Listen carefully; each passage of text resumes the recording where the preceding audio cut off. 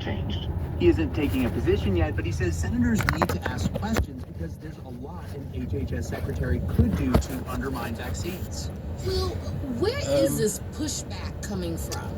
So many doctors are speaking out on social media and in op-eds in opposition. The biggest organized effort is a campaign that's gathered at least 15,000 signatures from physicians. That's being led by a progressive advocacy group called Committee to Protect Healthcare. Separately, the American Public Health Association has urged the Senate to reject Kennedy. But some of the most prominent physician groups, like the American Medical Association, have not weighed in publicly. I reached out to the AMA about this. They did not respond. Dr. Rob Davidson with Protect Healthcare says he's not sure why they aren't taking a stance. In between the politics in DC, and I guess they'll have to answer to that. I think it's wrong. I think if they truly stand for the health of our patients, they should be coming out against this and taking a stand. It has been there, hasn't it? But RFK Jr. has vowed to address chronic diseases like obesity and diabetes and trying to make Americans healthier again. What about that? Because I remember that is a big part of his appeal. And many in public health say, this is important, but this focus cannot be at the expense of preventing infectious diseases like measles. Dr. Jeffrey Flyer, a former dean of Harvard Medical School, says Kennedy has ascended to this point not in spite of his previous activism, but because of it. Hard to tell. He has no other because they got one at come and go, and then they got the big giant of HHS. Anyone could stand and up that big and giant say, one takes a big wind to blow it around. And it's never going the same direction as anything else. He represents some new insight into the importance of that area, and how we should be thinking about it is ludicrous. It's probably more accurate because it's probably picking up more of the sustained winds, and all these other ones are just picking up the bursts. But there are some supporters in the medical community. Who are they? Yeah, that's right. There's also a petition from a pro-Kennedy group called MAHA Action, MAHA being short for Make America Healthy Again. And that group says it has over 4,000 verified signatures from physicians and scientists. Well, that's a good thing, because you see a MAHA lot of support for Kennedy online in sounds like no, it sounds like the Mexican who are focused on diet and lifestyle. One of them is Dr. Philip Ovadia, a Florida heart surgeon with a telemedicine practice. A lot of what RFK has talked about is looking at our food supply, looking at the ingredients in our food. Take your car. That's something that he's been talking about for a long time, and it's great to see that part of it being elevated. So how likely is it that Kennedy will get confirmed? So it's hard to say. Some Republicans have expressed concern. The former Trump official, Giroir, says it looks like there may be enough support for Kennedy to be confirmed. We reached out to a Kennedy spokesperson for comment. She said Bobby Kennedy has met with over 60 United States senators. He's prepared and excited. That's NPR's Will Stone. Thank you so much for joining us. Thank you. Since taking office, President Trump has threatened to levy additional sanctions and tariffs on Russia should its president, Vladimir Putin, fail to negotiate a peace in Ukraine. The existing sanctions, however, have not hurt Russia that much. From Moscow, NPR's Charles Maines looks at how the Kremlin survived the pressure and how it could still lose. Let's acknowledge that predicting the future, much less forecasting an economy, is at its core a risky game. So when the U.S. imposed massive sanctions on Russia following its full-scale invasion of Ukraine in February of 2022, perhaps it's not surprising that nearly everyone, from reporters to politicians to experts, misread the moment. Мы ошиблись. Все мы ошибались весной. We're wrong, all of us. Russia adapted much faster than we thought, now says Natalia Zubarevich, economist with Moscow State University, who was among those predicting doom. There was no economic collapse, no large-scale panic, obviously no end to the war. After an initial sputter, Russia's economy grew in 2023 and surged to become one of the world's fastest-growing last year. How did Russia do it? In retrospect, Zubarevich cites both a savvy Kremlin economic team and the limits of Western pressure in an increasingly diverse global economy.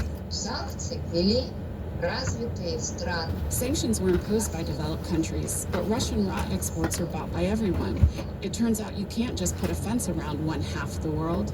The other half will just continue trading. Nations like China and India continue to purchase Russia's key exports, oil and gas, filling government coffers just as Moscow's energy business with much of Europe was drying up.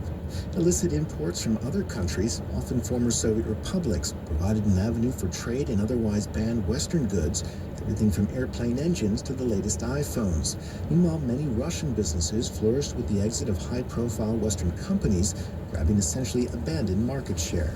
One effect of sanctions, there is no more fair competition. So we have like vacuum in the Russian market, and we as a company, we are happy to fill in the gaps that appeared after many foreign vendors left. Eugenia Popova is with the Russian cybersecurity firm Positive Technologies.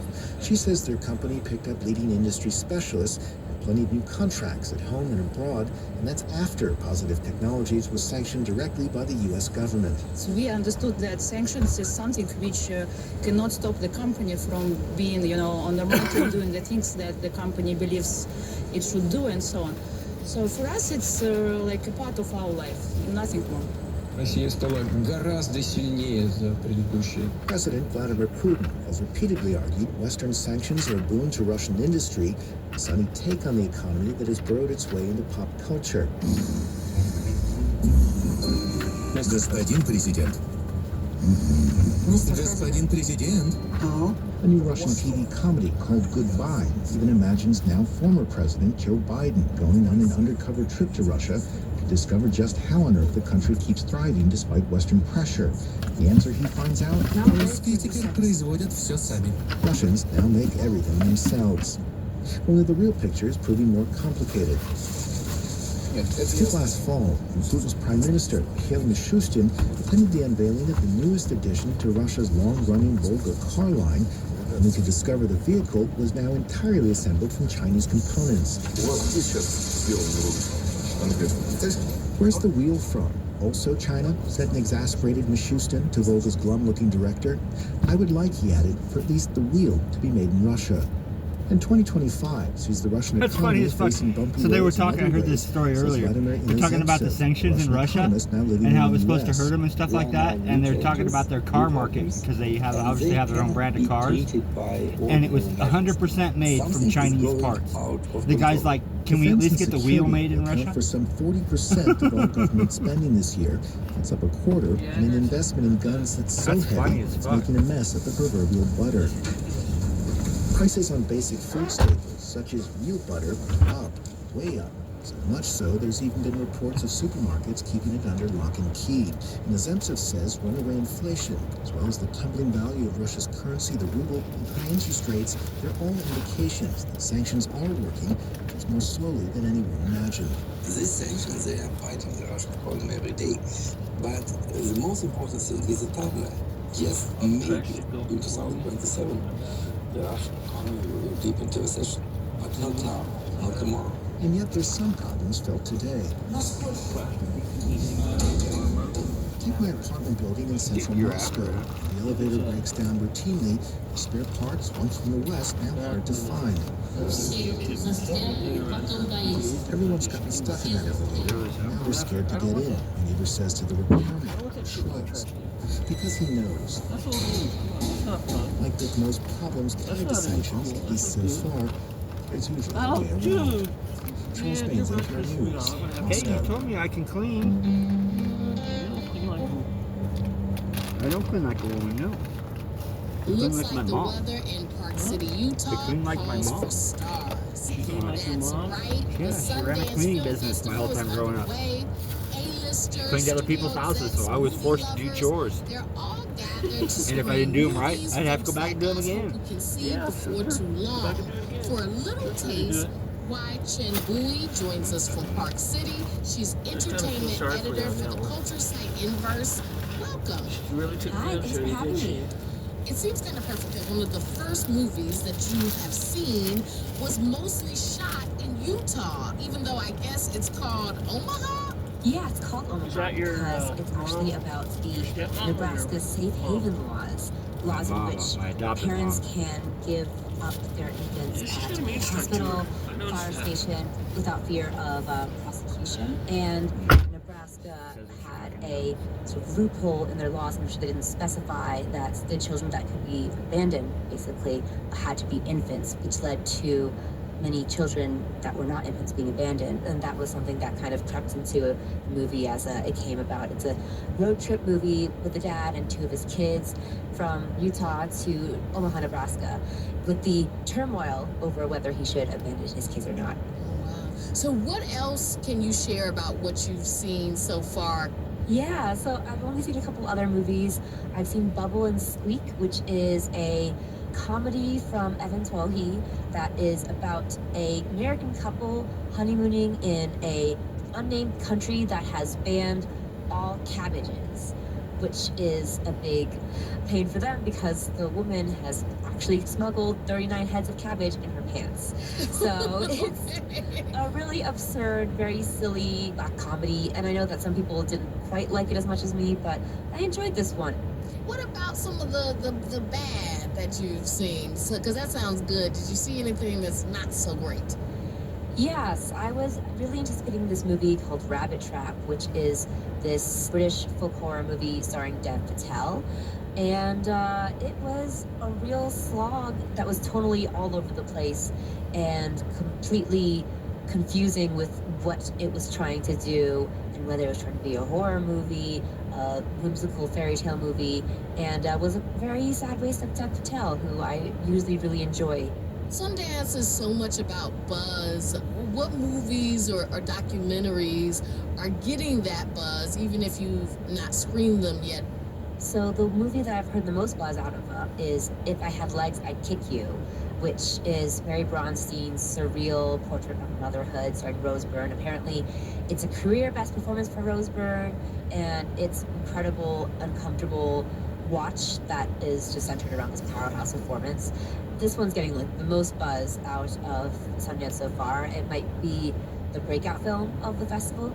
I unfortunately missed the first screening, and the one that's coming up is at like 1 a.m., so I don't know if I'll be able to see it, but that one is one to look out for, and that's If I Had Legs, I'd Kick You. Do you have any like final bit of advice for us or recommendations for us? Like, is there one movie that you want everyone to see coming out of Sundance? The ones that I'm looking forward to the most still are just The Spider-Woman and Opus. Those two movies are getting a lot of buzz. Opus just got a trailer released, and that stars Io Edebiri and John Malkovich. That's Wai Chen Bui, entertainment editor for the culture site Inverse. Thank you so much for joining us. Thank you for having me.